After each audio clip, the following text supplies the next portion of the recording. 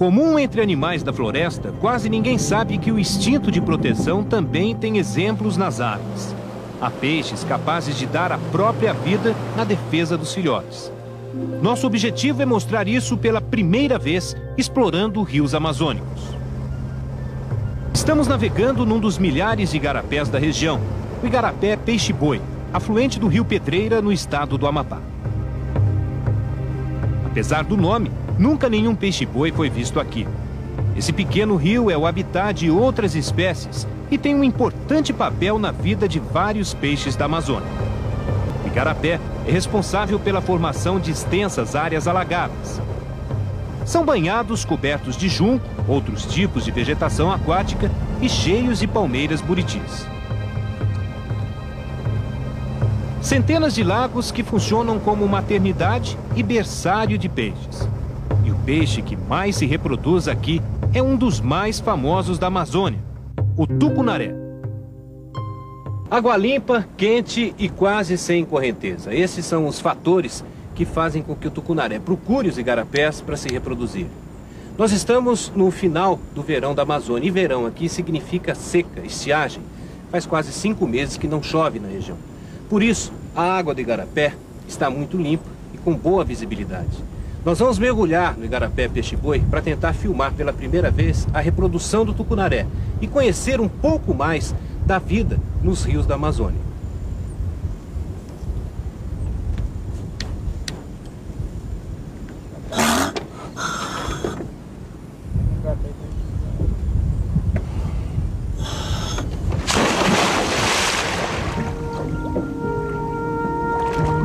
Apesar de estreito, o igarapé é profundo. Em alguns trechos chega a 10 metros. A água limpa nos dá uma visibilidade de 4 metros no máximo. Isso porque o leito do igarapé tem uma vegetação escura que não reflete a luz do sol, o que dificulta a nossa procura. Perto das margens, no meio do junco, avistamos os primeiros peixes. São mafurás, uma espécie parente do pacu do Pantanal.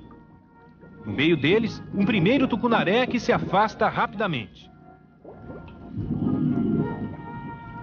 Outros peixes aparecem, mas sempre se protegem no meio da vegetação, onde não conseguimos entrar. Continuamos a busca e encontramos um primeiro sinal de reprodução. Essa área limpa, com pequenos buracos, serviu de ninho para a desova do tucunaré há pouco tempo. Mais 10 minutos de mergulho e avistamos outros tucunarés, que desconfiados mantêm a distância. Provavelmente estão procurando uma área para desovar e iniciar um ciclo de reprodução diferente de quase todos os peixes do país. A maioria dos peixes de água doce do Brasil pertence à classe dos reofílicos, ou seja, amantes da correnteza. Espécies como o pintado, piraputanga e corimbatá, comuns na Bacia do Prata, são peixes de Piracema. Só se reproduzem uma vez por ano e para isso precisam migrar. Nadar contra a correnteza dos rios pelo menos 300 quilômetros. O dourado, conhecido como rei do rio, é ainda mais exigente. Precisa migrar mais de 400 quilômetros para só depois desovar. Todo esse esforço dos peixes na Piracema é preciso para se queimar gordura e estimular a hipófise, uma glândula responsável pela produção de hormônios, entre eles o da reprodução. Nos reofílicos, a missão dos pais para perpetuar a espécie termina com a desova. No caso dos nossos peixes migradores, como corimbatá, pacus, pintados, estes produzem uma grande quantidade de ovos. Entretanto, o aproveitamento é muito baixo, cerca de 0,01%. Ou seja, para cada 1000 ovos, produz cerca de 10 alevinos. Espécies sedentárias, não migradoras, produzem uma quantidade de ovos reduzida, mas a taxa de fecundação e a transformação em peixinho é muito grande, porque esse protege a prole. Já o tucunaré é diferente. Faz parte de um grupo seleto, o dos peixes lênticos, como o próprio nome sugere, de águas lentas, ou seja, desovam em águas paradas. O tucunaré se reproduz de 2 a 3 vezes ao ano e, ao contrário dos peixes de Piracema, não precisa migrar para isso. Tem uma capacidade notável, a de nidificar. É um peixe que constrói ninho, desova, espera o nascimento dos filhotes e por um bom tempo acompanha o crescimento, protegendo os alevinos de predadores. Um comportamento raro. Das mais de 1.600 espécies de peixes catalogadas da bacia amazônica, cerca de apenas 10 fazem isso. E é justamente esse fenômeno, nunca antes gravado em ambiente natural, que nós pretendemos mostrar. Um exercício de paciência, perseverança e, acima de tudo, sorte.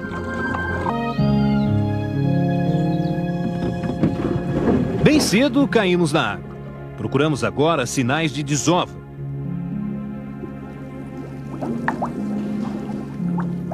O tucunaré coloca os ovos sempre em superfícies duras, pedaços de pedras e madeira como essa, que são escolhidas pelo casal.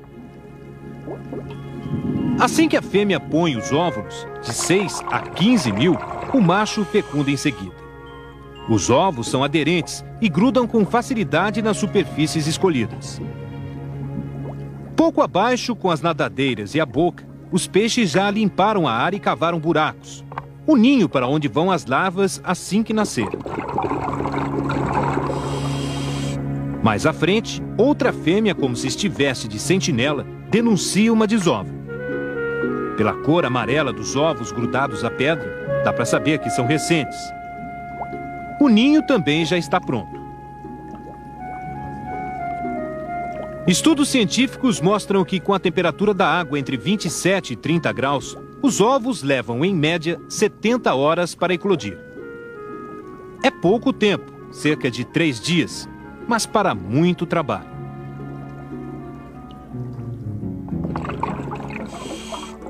A vigia dos ovos tem que ser constante. Veja essa desova colocada em cima de um tronco de um buriti caído. A fêmea está atenta.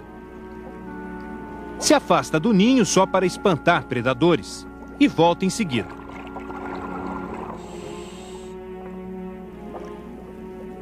É um ir e vir constante.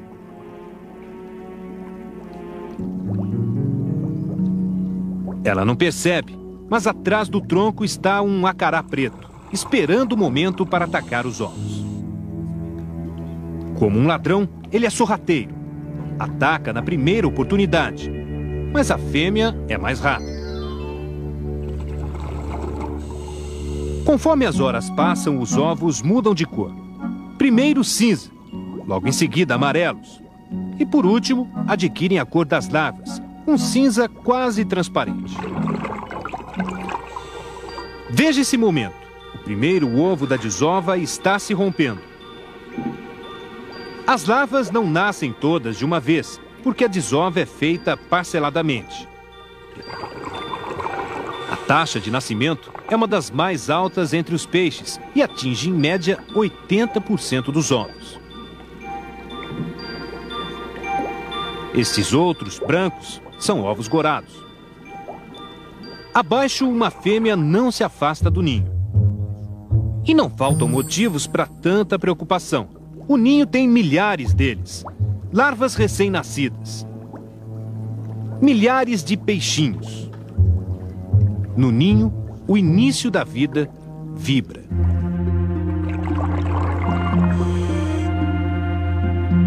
Eles ficam bem no fundo do ninho por causa do saco vitelino. Uma bolsa com uma reserva de nutrientes que cada um deles tem para garantir a alimentação de 3 a 5 dias. Neste período, todos ficam no ninho se movimentando, se exercitando para em pouco tempo nadarem em busca de alimento. Está quase na hora do trabalho de proteção dos pais aumentar.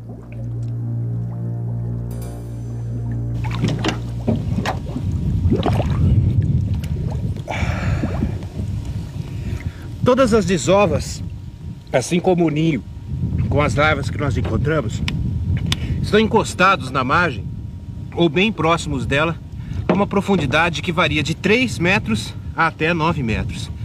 E todos os ninhos ficam sempre próximos à entrada de lagoas marginais como essa aqui. Para a gente acompanhar todo o ciclo de reprodução do tucunaré, nós vamos ter que mergulhar aqui pelo menos uma semana e torcer para que o tempo continue assim, sem chuva e a água bastante limpa.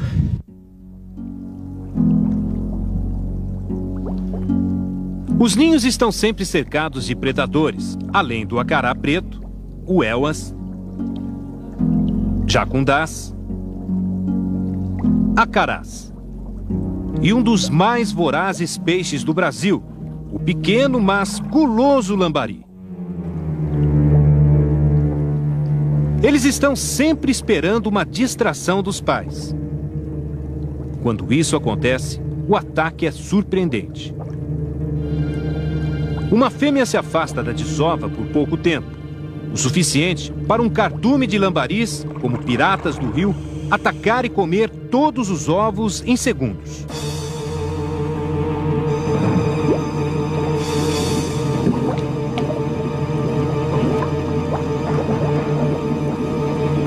Eles comem tanto que dá até para perceber o aumento do tamanho da barriga de cada um.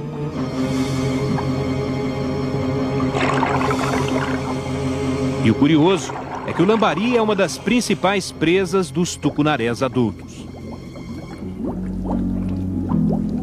Voltamos a mergulhar no local do ninho onde a desova aconteceu sem problemas.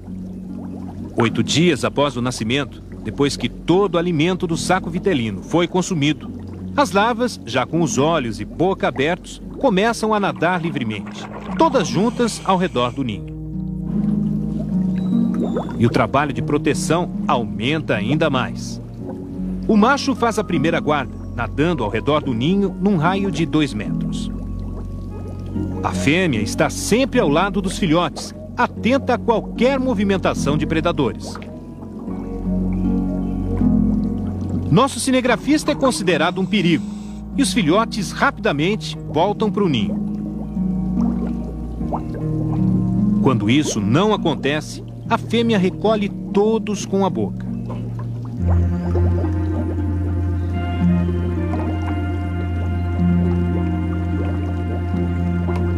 A cada dia que passa, as larvas nadam pouco a pouco mais longe do ninho, sempre vigiadas pelo casal.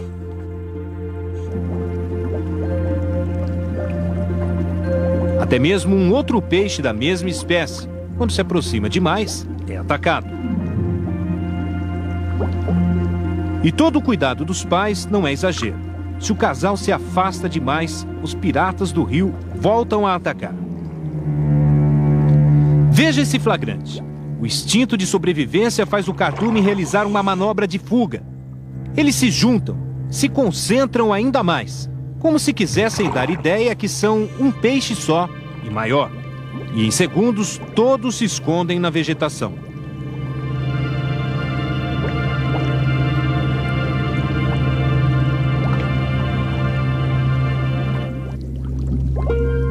Nosso tempo de mergulho se esgota.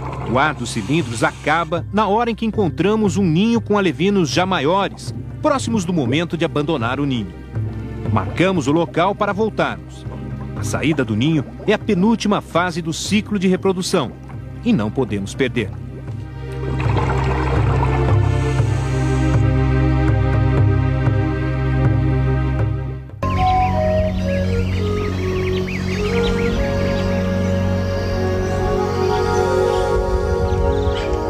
O sol, pouco a pouco, se esconde no horizonte. Mais um dia terminando. Está quase na hora dos filhotes de um dos ninhos saírem. A julgar pelo tamanho dos alevinos, o rio já não tem comida suficiente para eles. Nessa região, de 1 a 2 semanas depois do nascimento, os filhotes de tucunaré, acompanhados dos pais, saem do rio e entram nas lagoas marginais. É nesse habitat que eles encontram segurança por causa da vegetação e também muita comida, micro-organismos e pequenos insetos aquáticos. Isso num primeiro momento, porque depois de pouco tempo eles começam a se alimentar de filhotes de outras espécies de peixe, fazendo jus à fama de predador. O material carreado pelo rio, ele é sedimentado nas lagoas e soma aí com essa massa vegetal intensa, E esse material, se decompondo, ele vai fertilizar, ele vai adubar o ambiente e surgindo aí o plâncton, que auxilia o tucunaré nesse primeiro ciclo de vida dele, não só o tucunaré, mas outras espécies de peixes. É justamente a fase da saída do ninho uma das mais difíceis de se presenciar. Decidimos continuar a observação noite adentro.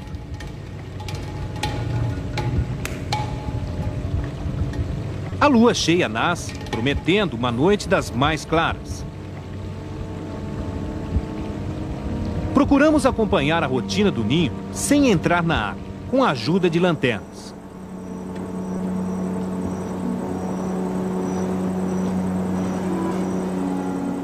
Mas assim só era possível ver os pais. Para observar melhor, só mesmo fazendo um mergulho noturno.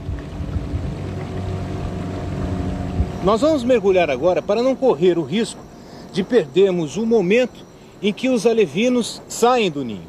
E também para observar se durante a noite o comportamento dos peixes muda.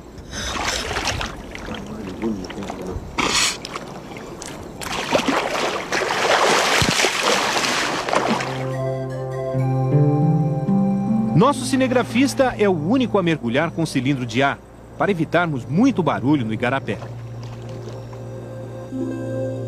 Só conseguimos observar na área que o foco da luz atinge. Assim que encontramos os peixes, uma surpresa. Os tucunarés parecem dormir. Ficam rentes ao fundo, com as nadadeiras imóveis em estado de repouso.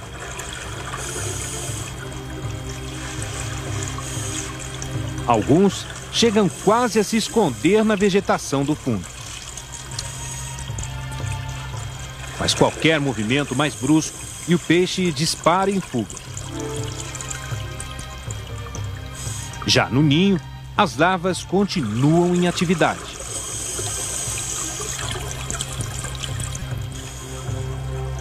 O que os tucunarés não sabem é que ao protegerem as ovas ou os filhotes, se tornam presas fáceis frente ao maior predador da terra.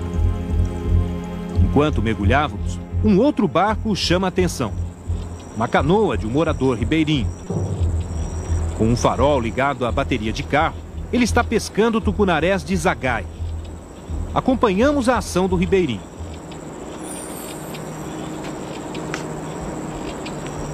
Com o farol ele vai faxeando, como eles dizem aqui. Procura o peixe entre a vegetação da lagoa marginal, onde a água é mais rasa. O peixe, assim que é focado, fica atordoado, confuso pela luz e, imóvel, se torna um alvo fácil. A zagaia é atirada. O pescador erra, mas o peixe continua parado, sem perceber o perigo. O pescador se aproxima silencioso e lança desta vez com precisão. A zagaia treme, com o peixe se debatendo, numa tentativa de escapar em vão. É uma cena forte, mas para o pescador, essa pesca não é um ato de lazer, e sim uma atividade de sobrevivência. Ele é apenas um entre milhares de ribeirinhos na Amazônia que dependem do peixe para comer. Essa é uma área em que nessa época o peixe está reproduzindo. Você sabia disso? Sei, mas a gente não pega o que está reproduzindo. E você tem certeza que esse aí não estava reproduzindo? Não, peixe solteiro. Como é que você sabe? É porque ele está sozinho. Sozinho? É. O que está reproduzindo sempre ele fica de casal, os dois. E ele não poderia estar aqui na lagoa com filhotinhos? Não, está solteiro. Como é que você sabe disso? É porque a gente conhece o peixe solteiro, é um peixe gordo, não está um peixe magro, ele está sempre sozinho.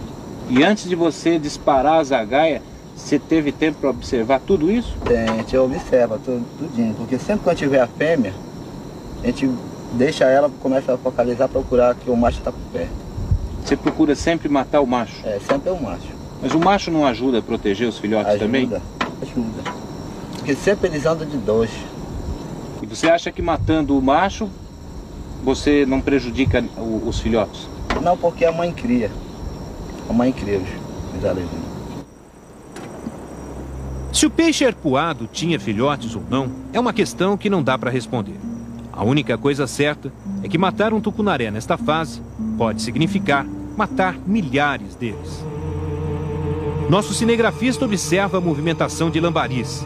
Quando se aproxima, registra mais um ataque dos piratas do rio.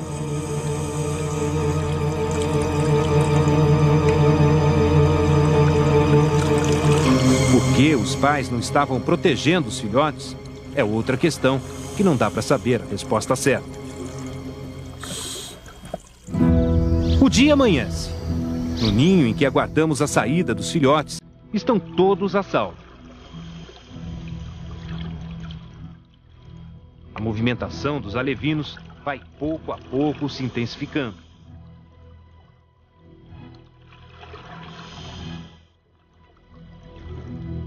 Os pais vigilantes acompanham.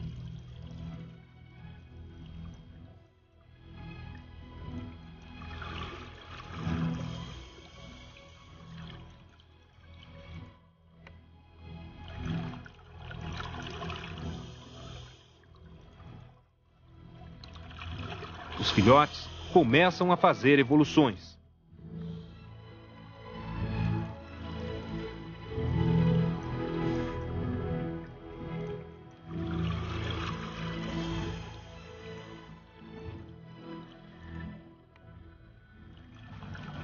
É a marcha para a vida. Uma coreografia perfeita.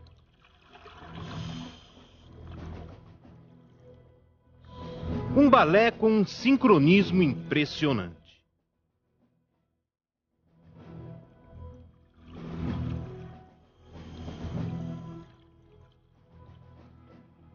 E essa dança prossegue até todos chegarem ao lago, onde a alimentação farta vai garantir o crescimento.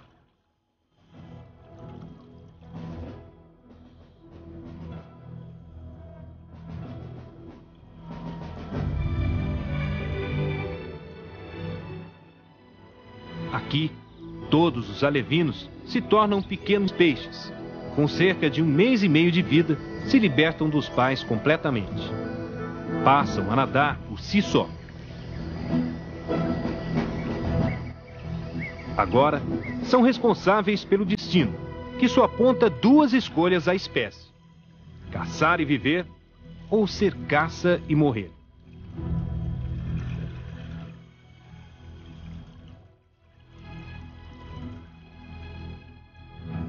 A lei da selva é a mesma dentro d'água.